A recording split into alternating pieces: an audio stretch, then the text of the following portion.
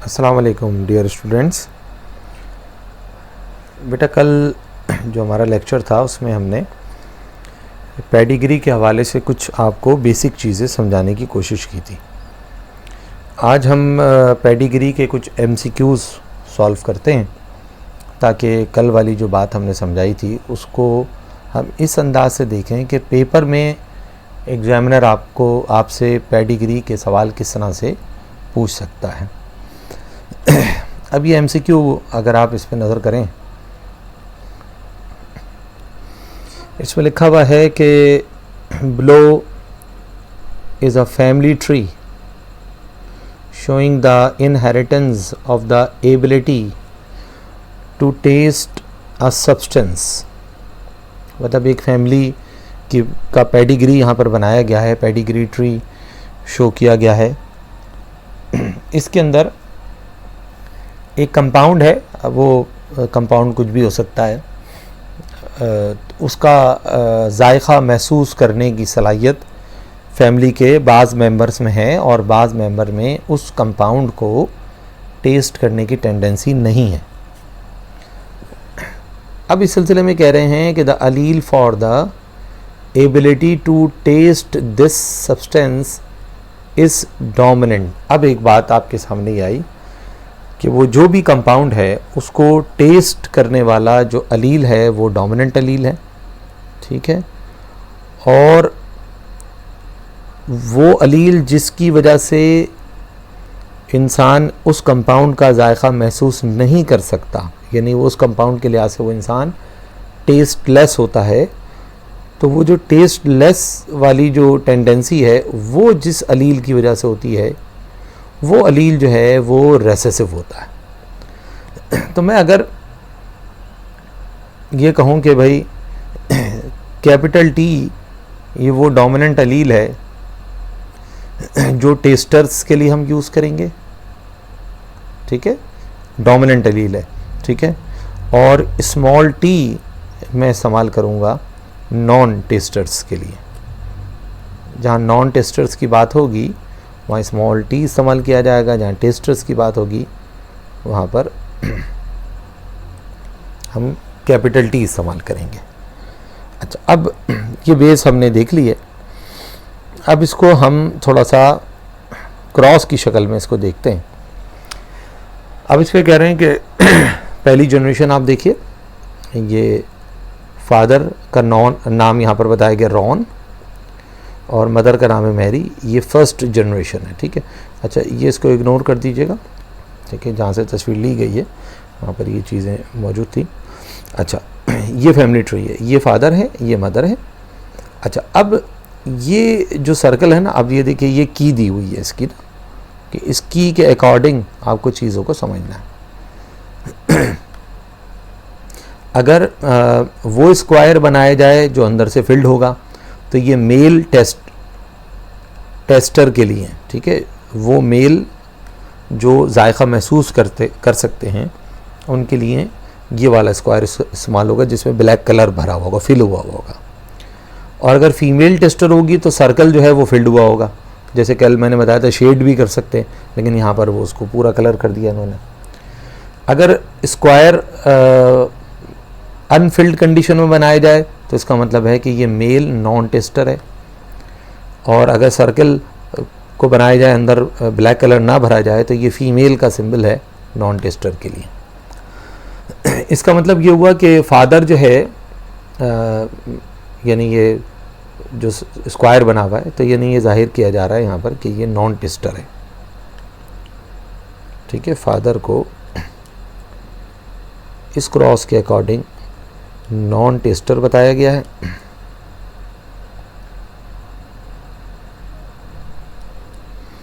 ये non tester है, ठीक है, मैं नॉन लिख रहा हूँ, ठीक है। और मदर जो है वो क्या है, वो है टेस्टर। अब इनके 3 ऑफ स्प्रिंग्स हैं। अच्छा, अब ये ज़रा थोड़ा सा इसको टेक्निकली इस चीज़ को समझिएगा।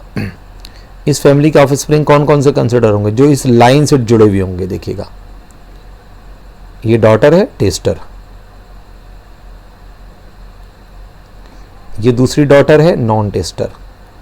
अब ये देखिए, ये जो स्क्वायर है ये इस लाइन से कनेक्ट नहीं हुआ, तो इसका मतलब ये रॉन और मैरी का ऑफ स्प्रिंग नहीं है, ठीक है। ये वाला जो स्क्वायर मैं इसकी बात कर रहा हूँ, ठीक है, इसको कंसिडर नहीं करिएगा। हाँ, ये जो है रॉजर जो है वो मैरी और रॉन का सन है, जो कि टेस्टर है, ठीक है। अच्छा, अब उसके बाद ये कह रहे हैं कि जो रॉजर, अच्छा ये डोरिस जो है ये भी क्या है, नॉन टेस्टर है, लेकिन ये भी इस फैमिली की ऑफस्प्रिंग नहीं है, ये नॉन टेस्टर। अब इन दोनों का क्रॉस बनाया गया, ठीक है, ये फादर हो गया रॉजर और डोरिस मदर। अब इनका एक ऑफस्प्रिंग दिखाया गया है जो कि सन है, स्क्वायर बनाने का, स्क्वायर बना हुआ है तो सन है, और अंदर शेड भरा हुआ है तो उसका मतलब ये टेस्टर है। अच्छा, और यहाँ पर एक क्वेश्चन मार्क लगा हुआ है, यानी ये थर्ड जनरेशन, ये पूरी जो लाइन चल रही है ये पूरी थर्ड जनरेशन है, थर्ड जनरेशन, और ये वाली जो पूरी लाइन है ये सेकंड जनरेशन है, और ये रॉन और मैरी जो है फर्स्ट जनरेशन थी, ठीक है। अब सवाल में क्या पूछा गया, देखिए सवाल में हमसे पूछा जा रहा है कि व्हाट इज द प्रोबेबिलिटी कहते हैं इम्कान को, of the second child of Roger and Doris being a non tester, यानी इनका एक चाइल्ड तो सन दिखा दिया गया ना, रॉजर और डोरिस का एक चाइल्ड तो सन दिखा दिया। अब दूसरा जो क्वेश्चन मार्क लगा हुआ है जहाँ पर, इसको कह रहे हैं कि आपको ये बताना है कि जो दूसरा वाला इनका चाइल्ड होगा, अब ये नहीं कह रहे हैं कि सन है या डॉटर है, जो भी है सन है या डॉटर है, उसके नॉन टेस्टर होने का क्या इम्कान है। अच्छा, अब सवाल को हम शुरू से देखेंगे। हम रॉन को मैंने कहा नॉन टेस्टर, मैं जीनोटाइप क्या लूँगा, देखिए आप ध्यान में रखिएगा, रॉन की जीनोटाइप मैं क्या लूँगा, नॉन टेस्टर की जीनोटाइप क्या होती है, नॉन टेस्टर की जीनोटाइप होती है स्मॉल टी, ठीक है, नॉन टेस्टर है ना। अच्छा, मैरी के बारे में क्या करे, टेस्टर। अच्छा, अब देखो टेस्टर में दो कंडीशंस हो सकती हैं, क्योंकि टेस्टर वाला मामला जो है वो डोमिनेंट एलील की वजह से। अब टेस्टर जो अफराद हो सकते हैं वो कैपिटल टी भी हो सकते हैं, और कैपिटल टी स्मॉल टी भी हो सकते हैं, होमोजाइगस भी हो सकते हैं, हेट्रोजाइगस भी हो सकते हैं। थोड़ी देर के लिए मैं फ़र्ज़ कर लेता हूँ कि मैं कहता हूँ कि जो मैरी है ना, ये कैपिटल टी है इसकी जीनोटाइप, और इसकी जीनोटाइप तो कन्फर्म है स्मॉल टी। थोड़ी देर के लिए मैं फ़र्ज़ कर रहा हूँ, और फिर मैं आपको बताता हूँ कि ये गलत है या सही है, ठीक है। ये फर्स्ट जनरेशन थी ना, ये पेरेंट है ये, ठीक है, फर्स्ट जनरेशन है। अब ये देखिए इनके अगर गैमेट बनेंगे बच्चों, तो देखिए यहाँ से स्मॉल टी आएगा, यहाँ से स्मॉल टी आएगा, यहाँ पर कैपिटल टी आएगा, यहाँ पर कैपिटल टी आएगा। अब आप किसी भी तरह से क्रॉस बना लें, जो भी जीनोटाइप आएगी वो कैपिटल टी स्मॉल टी आएगी। और आपको पता है कि हम यहाँ पर बात कर चुके हैं कि कैपिटल टी और स्मॉल टी जो है वो जाहिर करेगी टेस्टर को, और टेस्टर के लिए जो सिंबल यूज़ होगा वो चाहे सर्कल बनाएं चाहे आप स्क्वायर बनाएं, ठीक है। टेस्टर के लिए जो भी इस्तेमाल होगा वो अंदर से पूरा फिल्ड होगा। लेकिन आप देखें यहाँ पर रिज़ल्ट ऐसा नहीं है, आप ज़रा गौर कीजिए, रिज़ल्ट ये 3 ऑफस्प्रिंग हैं, एक को टेस्टर दिखाया गया है, एक को नॉन टेस्टर दिखाया गया, यानी 2 को टेस्टर दिखाया है, एक को नॉन टेस्टर। एक नॉन टेस्टर होने का मतलब ये हुआ कि ये कभी भी होमोजाइगस नहीं हो सकता, क्योंकि अगर ये होमोजाइगस होता तो यहाँ पर ये नॉन टेस्टर वाली डॉटर नहीं हो सकती थी। उम्मीद है ये बात आपके जहन में अच्छी तरह से बच्चों समझ में आ गई होगी, ठीक है। इसका मतलब ये हुआ कि ये जो हमने एज्यूम किया था ये गलत किया था, तो हमें क्या लेना पड़ेगा, ठीक है, हमें लेना पड़ेगा रॉन जो है कैपिटल स्मॉल टी है, और मैरी को हमें लेना पड़ेगा हेट्रोजाइगस। अब आई बात समझ में, गैमेट बनाए गए स्मॉल टी।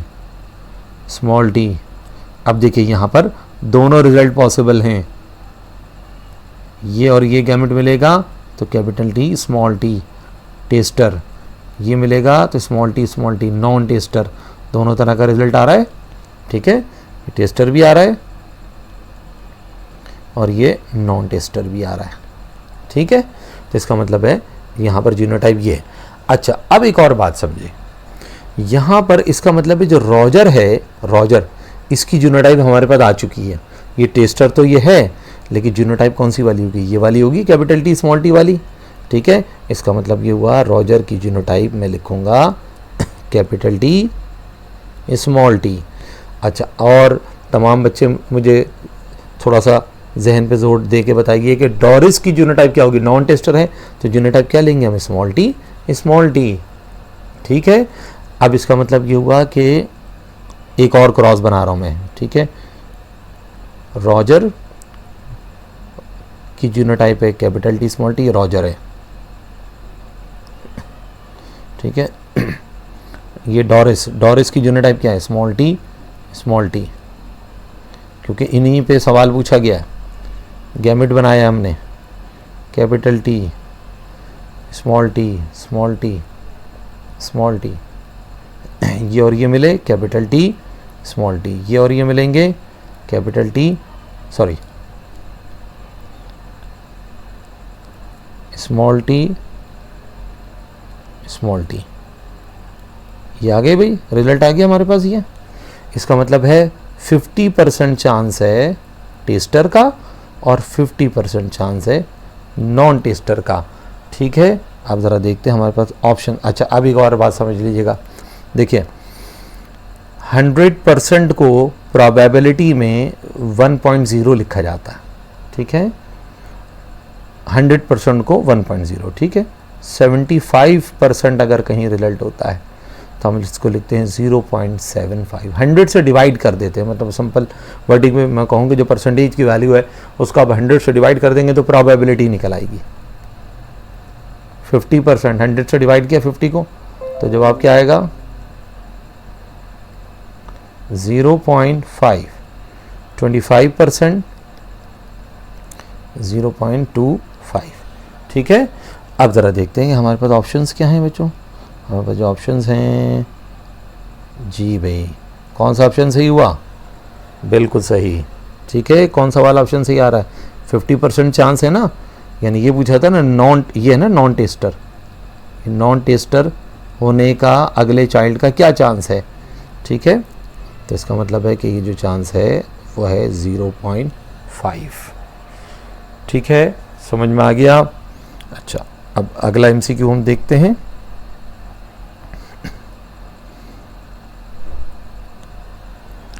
अच्छा, मैं चाहूँगा कि आप लोग अगर चाह रहे हैं, मैंने थोड़ा सा जल्दी करके इसको, आप चाहें तो आप इसका स्क्रीनशॉट ले सकते हो बच्चों, ठीक है। मैं थोड़ा सा आपको टाइम दे देता हूँ, आप जल्दी से इसका स्क्रीनशॉट ले लीजिए। अच्छा, ये एक मिनट, थोड़ा सा यहाँ कुछ डायग्राम हमारी जो है वो कट रही है, तो मैं इसको थोड़ा सा कोशिश करता हूँ। देखो, टेस्टर जो है कैपिटल टी भी हो सकता है और हेट्रोजाइगस में कैपिटल टी स्मॉल टी भी हो सकता है, ठीक है। अच्छा, और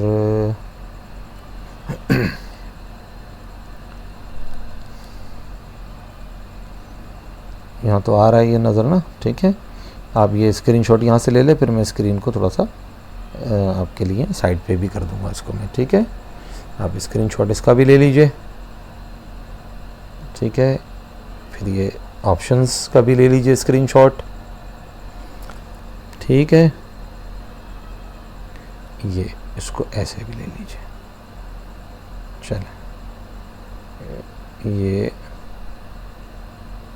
बेहतर है, ये तो आप ले चुके हैं, ये ले लीजिए, ठीक है, हो गया। चलें, उम्मीद है हो गया होगा। अब आ जाएं दूसरा MCQ। आसान सी बात है, इतना मुश्किल नहीं है ये। इन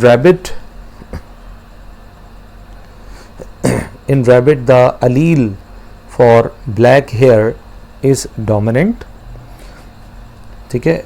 रैबिट में ब्लैक हेयर बनाने वाला जो अलील है वो डोमिनेंट है, और मैं उस अलील को कैपिटल B से जाहिर करूँगा, ब्लैक हेयर, ठीक है। और इस डोमिनेंट, अच्छा, और वाइट हेयर मतलब यहाँ लिखा नहीं है इन्होंने, ठीक है, तो मैं इसको कह देता हूँ कि स्मॉल b जो है ये रेसेसिव अलील है, ये वाइट हेयर जाहिर करता है, ठीक है। a heterozygous black haired rabbit. अब heterozygous black haired rabbit की बात हो रही है. अब heterozygous black haired का क्या मतलब होगा? Capital B small b. फिर क्या कह रहे हैं? Is fertilised, is crossed with a heterozygous black haired, यानी दोनों ही हेट्रोजाइगस ब्लैक हेयर्ड रैबिट हैं, उनको आपस में फर्टिलाइज करना है. ठीक है. फिर क्या करें? विच फिनोटाइप रेशो वुड रिजल्ट, इसकी फिनोटाइप रेशो हमें क्या हासिल होगी? तो बना लीजिए, गैमेट बना लें इसके. Capital B small B, capital B small B. देखिए ये दोनों गैमेट भी डिफरेंट हैं, ये दोनों गैमेट भी डिफरेंट हैं, कल हम ये बात कर चुके हैं. ठीक है. तो इसका मतलब ये हुआ कि मुझे 4 मरतबा क्रॉस करना पड़ेगा. कैपिटल बी, कैपिटल बी, दूसरे गैमेट से जब मिलाएंगे capital B small B, capital B small B, small B small B. तो फिर ये कौन सा है भाई? Black hair. ठीक है. ये कैसा है? ये भी ब्लैक हेयर. ये कैसा है? ये भी ब्लैक हेयर. ये कैसा है? White hair. इसका मतलब है रेशो क्या बनी? 3 ब्लैक और 1 वाइट, 3:1. ठीक है. तो रेशो क्या आई? 3:1. Which is the right answer? Option C is the right answer. ठीक है. आसान एमसीक्यू था ये. एमसीक्यू नंबर 3 देखते हैं बच्चों. A recessive homozygous plant is crossed. अच्छा, मैं थोड़ा सा टाइम दे दूं, मैं शायद कुछ बच्चे मुझे एकदम से जहन में आया, हो सकता है मुमकिन है कुछ बच्चे नोट करने से रह गए हों. तो बेटा ये आप लोग अगर करना चाह रहे हैं, अब आप इसका स्क्रीनशॉट ले लीजिए. ठीक है. उम्मीद है आपने ले लिया होगा स्क्रीनशॉट. अब मैं एमसीक्यू नंबर 3 पर आ रहा हूँ. ठीक है. अच्छा, अब यहाँ ये कह रहे हैं कि आर रेसेसिव होमोजाइगस, यानी होमोजाइगस प्लांट है रेसेसिव कंडीशन में. ठीक है. Is fertilised with a dominant homozygous. ठीक है. होमोजाइगस रेसेसिव को होमोजाइगस डोमिनेंट से फर्टिलाइज करना है. अच्छा जी, कर देते हैं. हम यहाँ से शुरू करते हैं. एक प्लांट है P1, होमोजाइगस रेसेसिव. ठीक है. कुछ भी ले लेता हूँ मैं, कैरेक्टर स्मॉल टी लिख लेता हूँ, जीनोटाइप, क्योंकि जब मेंशन नहीं है तो आपकी मर्ज़ी है, कैरेक्टर तो बताया नहीं इन्होंने. फिर क्या करें? Homozygous dominant. ठीक है ना. Fertilised with a homozygous dominant homozygous plant, यानी कैपिटल टी कैपिटल टी. ठीक है. ये होमोजाइगस रेसेसिव, होमोजाइगस डोमिनेंट. ठीक है. इनको फर्टिलाइज किया गया. अच्छा, फिर क्या करना है आगे? Resulting F1 plant are self fertilised. अच्छा, तो पहले तो हम F1 जनरेशन बना लेते हैं. Small T capital T. देखो बच्चों, ये दोनों गैमेट भी सेम हैं, ये दोनों गैमेट भी सेम हैं. तो इसका मतलब है कि क्रॉस एक मरतबा अभी मिला लें, या ज़्यादा से ज़्यादा 2 मरतबा क्रॉस बना लीजिए, काफ़ी है. 4 मरतबा करने की ज़रूरत नहीं है. अगर ये दो भी डिफरेंट होते, ये दो भी डिफरेंट होते जैसे पिछले वाले क्रॉस में, और बल्कि इसके आगे भी यही होगा, तो हमें फिर 4 मरतबा क्रॉस बनाना पड़ता. जी भाई. तो ये F1 जनरेशन हासिल हो गई. ठीक है. ये F1 जनरेशन के जो भी मेंबर हासिल हुए, अब ये क्या ज़ाहिर हुआ? आप कहेंगे कि ये इन सब के अंदर ये सारे के सारे हेट्रोजाइगस डोमिनेंट ऑर्गेनिज्म ज़ाहिर हुए. हेट्रोजाइगस डोमिनेंट ऑफस्प्रिंग ज़ाहिर हुए ना. अब क्या कह रहे हैं कि इनको किया गया सेल्फ फर्टिलाइज्ड. सेल्फ फर्टिलाइज के मायने होते हैं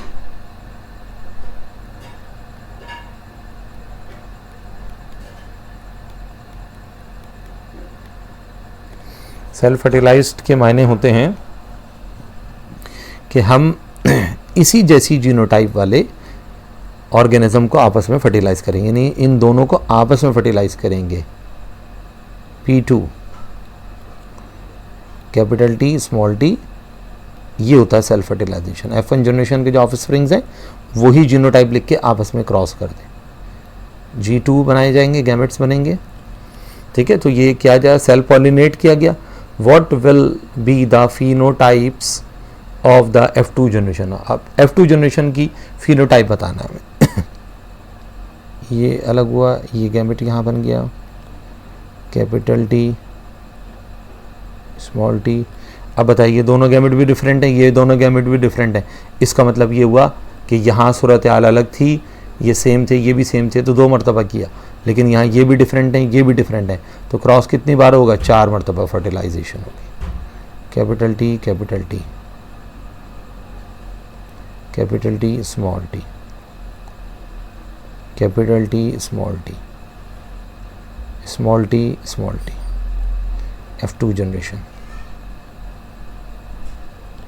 ठीक है, डोमिनेंट। ठीक है,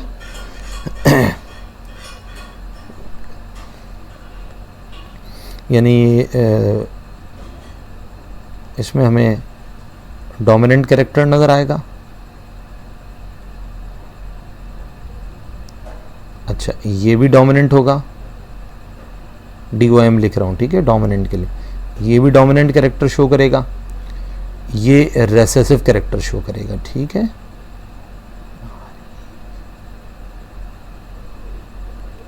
ठीक है, इसका मतलब अच्छा, अब हमें क्या लिखना है, हमें यहाँ पर रिजल्ट लिखना है। तो अगर मैं फिनोटाइप बतानी है ना, तो फिनोटाइप के हिसाब से 3 डोमिनेंट हैं और 1 रेसेसिव है। इसका मतलब है 70, यानी वैसे तो रेशो अगर देखी जाए तो हम इसको क्या कहते हैं, कौन सी रेशो है? 3:1 कहलाती है। ये 3:1 की रेशो है। 3:1 का क्या मतलब हुआ? 3:1 का मतलब है कि 75% ऑफ स्प्रिंग जो है उनमें डोमिनेंट कैरेक्टर होगा और 25% ऑर्गेनिजम्स के अंदर रेसेसिव कैरेक्टर होगा। अगर प्रोबेबिलिटी में लिखूंगा 75 को जब 100 से डिवाइड करूंगा तो जवाब क्या आएगा? 0.75। और अगर 25 को अगर मैं 100 से डिवाइड करूंगा, प्रोबेबिलिटी मुझे लिखनी है, ठीक है, रेशो जो रिजल्ट है वो उसमें पूछा गया, परसेंटेज में नहीं पूछा गया। आंसर जो है हमारा देख लीजिएगा 0.25। इसका मतलब है राइट आंसर कौन सा हुआ? Option B is the right answer. ठीक है बच्चों, तो मेरे ख्याल से आज के लेक्चर के लिए ये हमने MCQ सॉल्व कर लिए हैं। आप इसका स्क्रीनशॉट ले लीजिए, ये MCQs काफ़ी हैं। ठीक है, बल्कि एक मिनट थोड़ा सा मैं नीचे कर देता हूँ इसको। अब आप ले लीजिए स्क्रीनशॉट। ठीक है, चलिए, फ़ी अमानिल्लाह। इंशाल्लाह नेक्स्ट लेक्चर में मज़ीद हम पेडिग्री के क्वेश्चंस को सॉल्व करेंगे, क्योंकि बड़े टेक्निकल होते हैं बच्चों और ये आपको अच्छी तरह समझ में आने चाहिए। और इसमें बच्चे ये MCQs इस तरह के आते हैं और अक्सर बच्चे इसमें मिस्टेक करके आते हैं। ठीक है, तो इंशाल्लाह नेक्स्ट लेक्चर में मज़ीद MCQs डिस्कस करेंगे हम। ठीक है, फ़ी अमानिल्लाह।